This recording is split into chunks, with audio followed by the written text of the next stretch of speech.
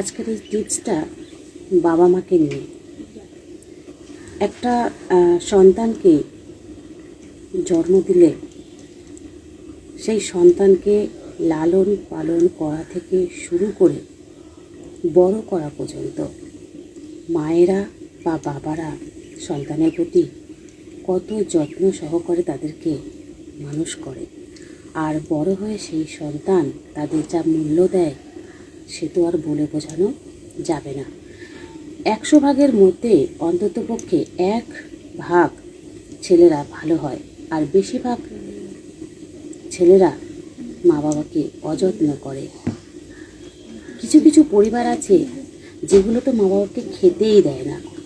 বয়স্ক বাবা মাকে বৃদ্ধাশ্রমে পাঠিয়ে দেয়, অনেকেই আবার তাড়িয়ে দেয়, গাছতলায় দিয়ে আসে, মানে সে বলার মতো না। তবে একটা কথা বলবো বন্ধুরা, একটু কি ভেবে দেখেছো যে আজ এদের জন্য তোমরা কিন্তু এই দুনিয়াটা দেখতে পাচ্ছ। আজ এদের জন্য কিন্তু তুমি যাকে ভালোবেসেছো তাকে পেয়েছো।